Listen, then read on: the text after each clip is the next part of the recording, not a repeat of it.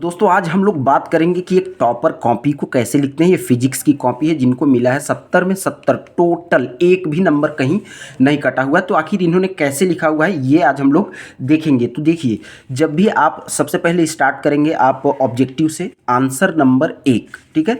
तो answer number ये physics की कॉपी है और इंग्लिश मीडियम की है। तो आप देख सकते हैं कि जब आप ऑब्जेक्टिव स्टार्ट करेंगे तो पहला देखिए आंसर नंबर 1 और इसके बाद 1 नंबर का ये दूसरा आंसर है इनफाइनाइट। इस प्रकार से एक लाइन छोड़ेंगे, फिर दूसरा लिखेंगे, फिर तीसरा, एक एक लाइन छोड़ के। अब देखिए लाइन को जब आप छोड़ेंगे तो ये जो कॉपी है ये थोड़ा सा सुंदर हो जाएगी और आपको अच्छा दिखेगा। जब चेक करने वाला भी देखेगा तो उसको अच्छा लगेगा, तो नंबर भी मिलेगा, ठीक है। आंसर नंबर 2, अब सेम टू सेम वही चीज़ लिखा हुआ है और ये सही भी है, इसलिए इनको पूरा मिला हुआ है नंबर। अब देखिए आंसर नंबर 3 वही प्रोसेस में चल रहा है। सबसे पहले आप क्या करेंगे कि कई बार होता है कि प्रश्न लिखते हैं, आंसर लिखते हैं, कहाँ लिखते हैं, किस प्रकार से, तो उस प्रकार से नहीं लिखना है आपको। देखिए इसी प्रकार से कॉपी को लिखना है एकदम। आंसर नंबर डबल अंडरलाइन करने के बाद फिर एक एक लाइन छोड़ करके आप लिखेंगे और इसके बाद यहाँ पे जो है मैच द कॉलम आ गया। तो मैच द कॉलम इस प्रकार से करना है, ऐसे नहीं कि इधर से इसका ये होगा, इसका इधर से, दूसरे का तीसरा, ऐसे लाइन कई स्टूडेंट खींच देते हैं, तो वो आपको नहीं करना है। जैसे रेडियो वेव्स, ठीक है, ऑस्किलेटिंग इलेक्ट्रिक सर्किट, तो इसका आंसर ये है। तो जो भी आंसर होगा उसके जस्ट सामने आपको तीर का निशान लगा के और लिखना है। आंसर नंबर 4 है, तो आंसर नंबर 4 जब आप लिखेंगे तो इस प्रकार से आप लिखेंगे, ठीक है। इसके बाद आगे चलते हैं। ये देखिए आंसर नंबर 5, ठीक। आंसर नंबर 5 में ये जो भी 1 वर्ड और 1 सेंटेंस का ये आंसर है, तो ये पूरा सही है। इस प्रकार से जैसे एक आंसर आपने लिखा और इसके बाद आपने एक लाइन छोड़ देना है, फिर इसके बाद दूसरा आंसर लिखना है, फिर एक लाइन छोड़ देना है। इस प्रकार से लिखेंगे, कॉपी की जो सुंदरता है वो बढ़ जाएगी। तो इस प्रकार से देखिए मेन चीज़ आपको क्या रखना है कि कॉपी भद्दी नहीं लगनी चाहिए, क्योंकि अगर भद्दा लगेगा कॉपी तो वो चेक करने से पहले ही उसका मन थोड़ा सा टूट जाएगा और फिर वो देखेगा कि भाई नंबर देना है कि नहीं देना है। तो एटलीस्ट अगर आंसर नहीं आ रहा है तो भी आपको एकदम सजा के कॉपी लिखना है। जैसे इन्होंने आंसर नंबर 6, ये देखिए डबल अंडरलाइन, फिर इसके बाद ये ब्लैक कलर से हेडिंग डला हुआ है ओम्स लॉ, और इसके बाद ज़्यादा बहुत भी फूल पत्ती नहीं बनाना है कि एकदम भद्दा लगने लगे सजाने के चक्कर में। तो ये सारा चीज़ आंसर लिखने के बाद फिर देखिए एकदम आप वर्ड और लाइन जो है ना उनका गैप आपको अच्छे से रखना है ताकि कॉपी एकदम थोड़ा सा सुंदर लगनी चाहिए, ठीक है। अब इसके बाद ये देखिए ग्राफ वगैरह, फिजिक्स की कॉपी ऐसी होती है कि फिगर का बहुत इंपॉर्टेंट रोल होता है, तो आपको जो भी डायग्राम होगा डायग्राम बनाते चलना है। अब देखिए आंसर नंबर 7 में यहाँ पे ये बायो-सेवर्ट लॉ है, तो यहाँ पे डायग्राम बनाया हुआ है। अब डायग्राम से देखिए डायग्राम के भी नंबर मिलते हैं, तो डायग्राम आपको छोड़ना नहीं है, सबसे पहले डायग्राम पे ही फोकस करते हैं, ठीक। आंसर नंबर 6 पे चलेंगे। ये देखिए जो डिफरेंस आया है कितना अच्छे से लाइन खींच करके पूरा लग रहा है कि भाई ये चीज़ सेल्फ इंडक्टेंस है और म्यूचुअल इंडक्टेंस, ये बहुत इंपॉर्टेंट है। ये 2025 में पूछे जाने की संभावना बिल्कुल ज़्यादा है क्योंकि बहुत इंपॉर्टेंट है, ये हर बार पूछा जाता है।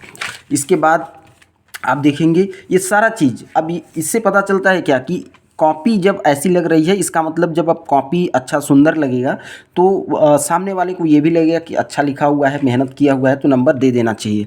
तो इस प्रकार से आपको लिखना है। अब देखिए यहाँ पे ये हेडिंग है, हेडिंग के बाद फिर से एक लाइन छोड़ा हुआ है, छोड़ने के बाद ये फिर आंसर यहाँ से स्टार्ट हुआ है, ठीक।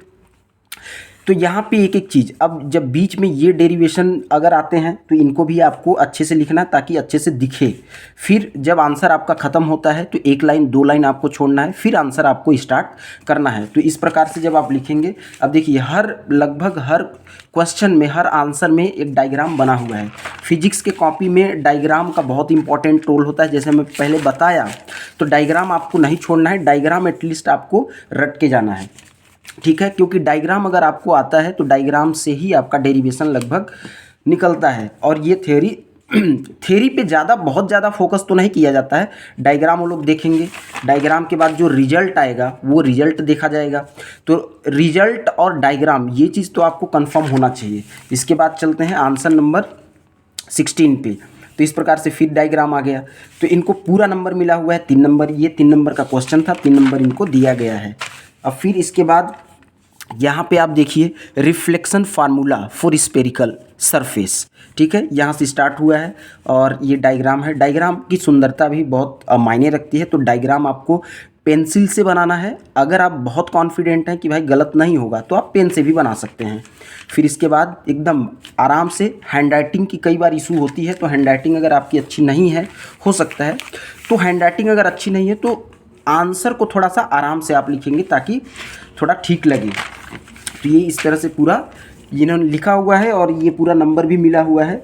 आंसर नंबर 18 है, ये आप देख सकते हैं, ठीक है। ये टोटल नंबर इनको मिला हुआ है, कहीं नंबर कटा नहीं हुए।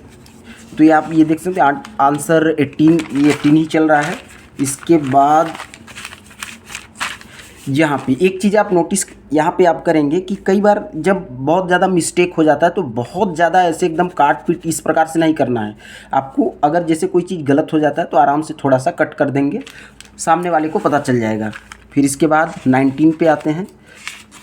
अब देखिए एक चीज़ आपको ध्यान रखना है कि 19 का अगर और कर रहे हैं तो ये थोड़ा सा मेंशन आप कर दीजिएगा, ठीक है। ऐसा नहीं कि आंसर नंबर 19 तो 19 ही चलेगा, 19 का ही पूरा लिखा हुआ है। इसके बाद आगे चलते हैं जी, आंसर नंबर 20। तो जो 20 है ना, 20 का और है तो ये आपको मेंशन करके चलना है और आंसर के नीचे डबल अंडरलाइन आप ज़रूर करें और एक लाइन छोड़ने के बाद ही आप आंसर स्टार्ट करें।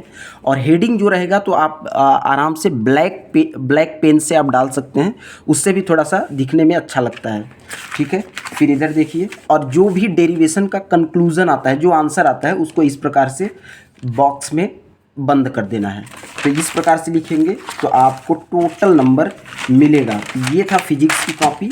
और सबसे लास्ट में न्यूमेरिकल के लिए रफ वर्क होता है, तो आप सबसे लास्ट में करेंगे और बाकायदे लिख देंगे रफ वर्क। तो ये थी फिजिक्स की कॉपी। आई होप आपको समझ में आया होगा, अच्छा लगा होगा। और इसी प्रकार से आपको कॉपी को लिखना है तो आपके नंबर कटने के चांस बहुत कम रहेंगे।